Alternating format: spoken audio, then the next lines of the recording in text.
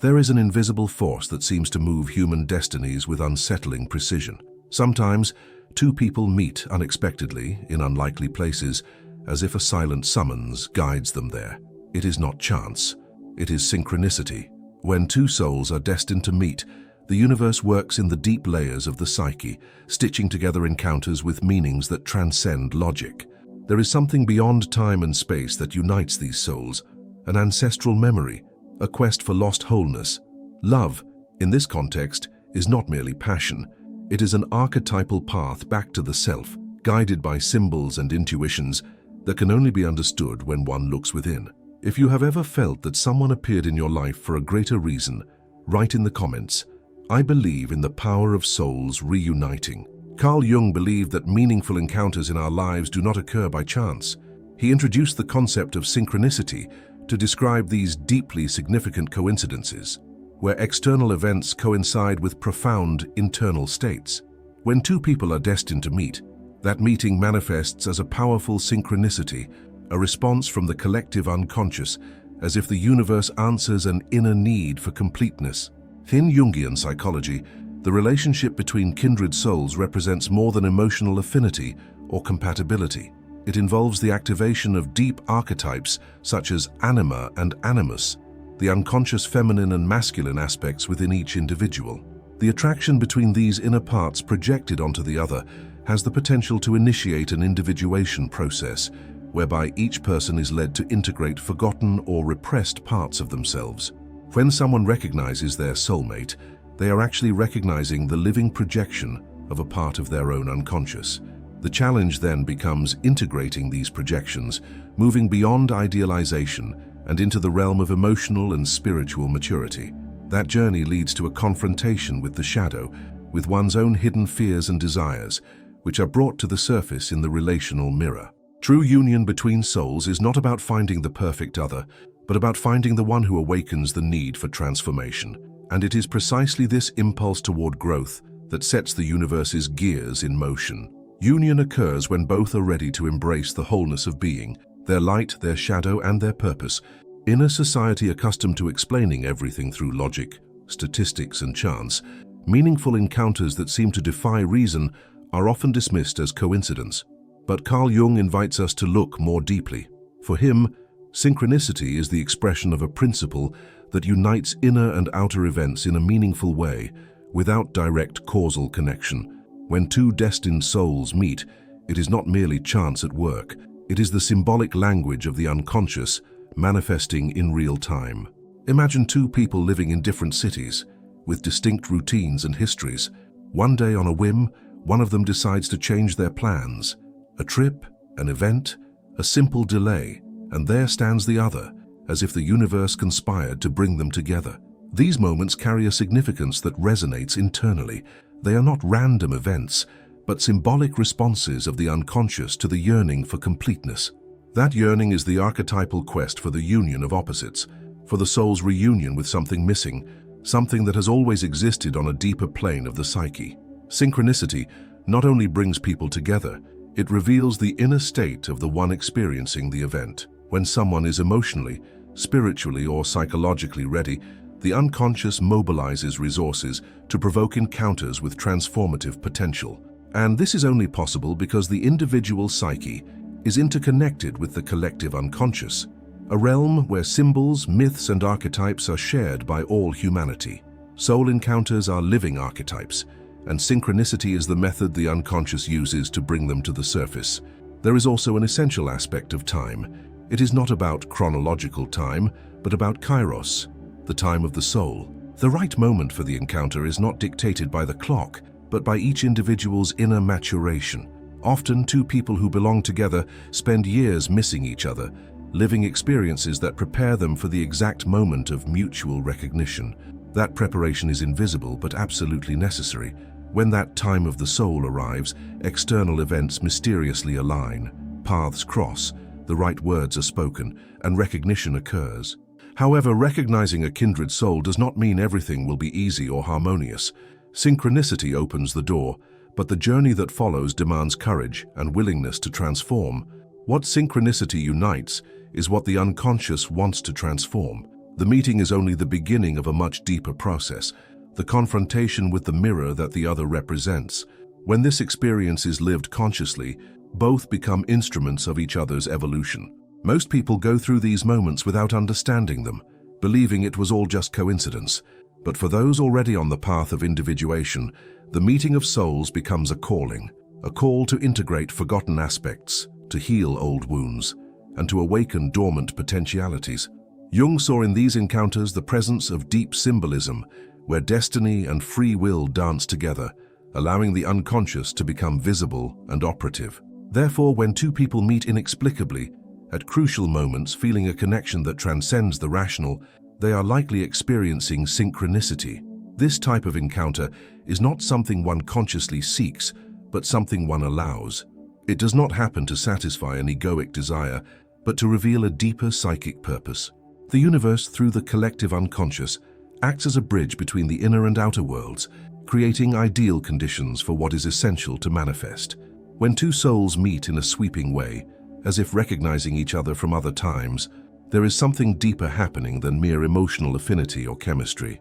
Carl Jung helps us understand this mysterious force by introducing the concepts of anima and animus, the archetypes of the feminine in the male psyche and of the masculine in the female psyche, respectively. These unconscious aspects are projected onto the other, creating an intense experience of fascination, identification, and often idealization. At the beginning of a relationship with a strong archetypal charge, we feel we have finally found the other half, that person who completes what we lack. This feeling is not merely romantic. It arises from projecting the anima or animus onto the partner. In projecting, we do not see the other as they truly are, but as a mirror of what our psyche has yet to recognize within itself. The woman sees in the man the figure of the animus, a blend of strength, wisdom, direction, and sometimes rigidity. The man in turn sees in the woman the anima, sensitivity, intuition, inspiration, but also seduction and unpredictability. Both become enchanted by what actually belongs to their own inner world. This projection is at once magical and dangerous. It is magical because it awakens a sense of completeness, as if a veil were lifted and existence gained new contours. It is dangerous because it blinds. We confuse the internal image with the real person. When the projection phase begins to dissolve, the partner no longer seems so perfect, and many interpret this as the end of love. In truth, it is only the end of the illusion. It is at this point that the true relationship begins, the one that involves accepting the other as they are, with their shadows, limitations, and humanity. The projection of anima and animus is therefore a necessary stage. It draws the individual into the relationship, but demands subsequent withdrawal and integration. It is in this process that the relationship becomes a catalyst for individuation. By realizing that what we admire or loathe in the other is an unconscious part of ourselves, we begin to reclaim our own inner wholeness. The woman frustrated by the rigidity of the projected animus may discover the strength of her own rational power. The man disappointed by the instability of the projected anima may be led to reconnect with his forgotten intuition and creativity. When two kindred souls meet and consciously live through this process, each becomes a mirror and instrument for the other's growth. The relationship becomes a symbolic territory where archetypes express and transform themselves. Conversations gain depth, silences become revealing, and conflicts cease to be obstacles and become opportunities for psychic integration. Love at this level does not seek only happiness or security, but inner fulfillment. It is a love that accepts imperfection, that recognizes the other's beauty as a reflection of one's own soul, and that understands that being together also means being willing to look at oneself with honesty. The projection of anima and animus also reveals how distant or close we are to our essence. The more unconscious this projection, the more intense the idealization and the greater the risk of disillusionment. On the other hand, the more we work on our inner world, the more capable we become of loving the other for who they are, not for who we want them to be. The true reunion of souls happens when neither needs the other to feel complete, but both choose to walk together because they recognize in the other a soul partner, someone who stimulates growth, self-knowledge, and the realization of the self. Therefore, understanding and integrating the projections of anima and animus is essential for the relationship to evolve from unconscious passion to conscious transformative love. Jung shows us that the meeting of souls is not the end of a journey, but the beginning of a profound psychic journey, where the other is not a destination, but a bridge to our own completeness. The encounter between two truly kindred souls is often idealized as something pure, harmonious, and perfect. But Carl Jung's psychology teaches us that every deep relationship inevitably confronts us with our own shadow. Contrary to popular belief, the shadow is not only what is bad in us, but everything excluded from consciousness, repressed, denied, or unknown aspects of our being. And it is in the relationship with a kindred soul that these hidden parts emerge most intensely, for true connection acts as a direct mirror of psychic wholeness. At first, the enchantment is absolute. There is an inexplicable magnetism, a sense of reunion that fills ancient gaps. But over time, the other begins to provoke unexpected reactions: jealousy, insecurity, rejection, conflicting impulses. This happens because, by approaching at a deep level, partners activate in themselves each other's repressed contents. The shadow begins to project. The same person who once seemed to be the answer to all questions now stirs uncomfortable feelings, and it is precisely here that the greatest potential for healing and transformation lies. The shadow is the gateway to individuation, but it can only be integrated once recognized. In truly meaningful relationships, the soulmate does not appear to confirm or please us. They appear to transform us, and transformation only occurs when we are able to see and welcome what we once avoided. Often, what we negatively project onto the other, anger, contempt, rejection, criticism, is a direct reflection of aspects of ourselves we have rejected. The kindred soul, by loving us intensely, illuminates both what is beautiful in us and what we have yet to accept. Jung asserted that confronting the shadow is inevitable on the path to wholeness. Authentic relationships function as symbolic mirrors. The other shows us what we need to see, not necessarily what we want to see. This dynamic can generate conflicts, temporary distancing, inner crises. But when both are committed to their own evolution, these difficult moments become sacred opportunities for self-knowledge. Instead of fleeing from pain, the couple dives into it with courage, discovering deeper layers of themselves. The presence of the shadow also challenges the fantasy that ideal love is free of friction. On the contrary, true love demands emotional maturity to deal with the darkest aspects of coexistence. It is necessary to recognize that even the soulmate will not be perfect. They will carry their own wounds, defenses, and limitations, and this is part of the process. By accepting the other's shadow, we learn to accept our own. By embracing what is imperfect in the relationship, we become more whole. There is also an alchemical component to the shared shadow. Jung used alchemical imagery to describe the individuation process, and in true love, the shadow functions as the fire that purifies metals. It is what burns away false ideals, dismantles masks, and melts illusions. But not to destroy, rather to reveal the hidden gold, each person's most genuine essence. When two people face their shadows together, they forge an unbreakable bond, because they are not united by superficial conveniences, but by a deep commitment to psychic truth. In this sense, the kindred soul is not one who avoids confrontation, but one who stays by our side during it. They do not try to mold us, but invite us to be more authentic. And that authenticity is only possible when we cease to fear our flaws, pains, and abysses. The shadow then ceases to be a hidden enemy and becomes an ally in building a more real, conscious, and complete love. The role of the shadow in love between souls is, therefore, essential. Without it, the relationship remains on the surface. With it, the connection deepens, renews, and transforms.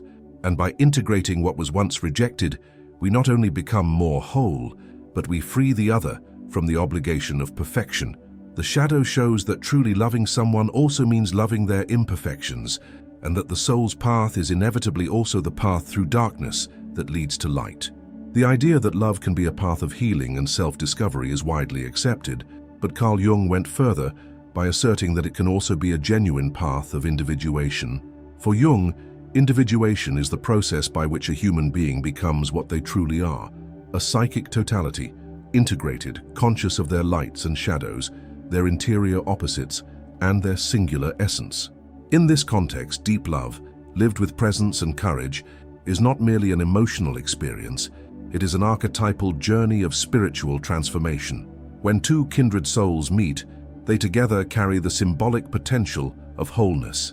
Each, with their history, wounds, and strengths, mirrors what the other lacks. And by recognizing themselves in this mirror, both are invited to develop, to free themselves from old patterns, to move closer to the self, the organizing center of the psyche that represents the integrity of being. This encounter is not simply an effective blessing, it is an inner summons. To love deeply someone is, from the Jungian perspective, to also commit to one's own evolution. But this evolution does not occur without resistance. True love requires the dissolution of the ego, that part that seeks control, safety, and guarantees. To love is to relinquish the illusion of control. It is to allow the other to touch our vulnerable places, to reveal our defenses, to destabilize our certainties. This does not mean submitting, but opening up. When we accept this conscious surrender, the relationship becomes a psychic laboratory, where emotions, reactions, desires, and fears are raw materials for constructing something greater: wholeness. Individuation within a loving relationship is not an isolated process. On the contrary, it is profoundly relational. Each challenge that arises in the bond, whether a conflict, separation, or crisis, is a symbolic opportunity for integration. Conflicts are not obstacles to love, but essential parts of its psychic work. They reveal where we are not yet free, where we remain bound to distorted archetypal images, unconscious expectations, patterns inherited from family, culture, or past traumas. In love between kindred souls, there is mutual transformative influence. One supports the other's awakening. It is not about molding the other into our image, but allowing them to flourish, even if that growth challenges our initial projections. This kind of love is rooted in radical acceptance of the other as they are, not as we would like them to be. It is at this point that the relationship becomes sacred. It transcends desire and enters the realm of psychic destiny. Jung saw in the myth of the hieroskamos, the sacred union of masculine and feminine, a powerful symbol of this integration. When masculine and feminine meet in a true relationship, not only between two people but also within each individual, an internal reconciliation begins. The woman discovers her strength, clarity, and firmness. The man, his sensitivity, empathy, and intuition. The relationship no longer seeks completeness in the other, but celebrates its own internal wholeness reflected in the encounter. This kind of love is not exempt from pain, ruptures, or challenges. In fact, it demands constant maturity, conscious choices, and a willingness to let go. Often, the individuation process may mean separating, temporarily or permanently, so each can continue their own path. And yet, even in those cases, the bond remains alive on another plane, as a symbolic mark of mutual transformation. Love as a path of individuation also teaches us to trust in mystery. Not everything can be explained, predicted, or controlled. There are moments when the other appears at exactly the right time, says the right word, awakens something that was dormant. These moments are not trivial. They are windows opened by the unconscious, indicating that we are being guided towards something greater. The relationship then is no longer just about the two involved, but about the psyche's dance toward wholeness. That is why, when two souls meet truthfully, they not only love each other, they transform. And that transformation never ends. It is a continuous, dynamic, profound process. Love lived as a path of individuation is, above all, a commitment to inner truth, mutual freedom, and the realization of the self. By walking side by side, each becomes more whole. And in that space of shared wholeness, love ceases to be just an emotion and becomes alchemy, the conscious union of two beings who have chosen to grow together. The most remarkable encounters in life are not random. They are deep expressions of our psychic journey. When two souls meet at the right moment, under the influence of synchronicity, the mirror of anima and animus, the confrontation with the shadow and the quest for wholeness, they do not merely build a relationship, they embark on a journey of mutual transformation. Love, in light of Carl Jung's psychology, is not just a feeling. It is a call to integrate what is fragmented, to recognize in the other what still needs to awaken within us. If you have already lived or wish to live a love that goes beyond the surface, a love that challenges, heals, and reveals the soul, understand this: that path demands presence, awareness, and courage. It is as much a spiritual process as a psychological one. And when lived truthfully, it becomes one of the greatest instruments of individuation. If this content resonated with you, subscribe to the channel for more deep reflections like this, And don't go without watching the video that is appearing on your screen right now. It could be the next step in your journey of self-knowledge and reconnection with your wholeness.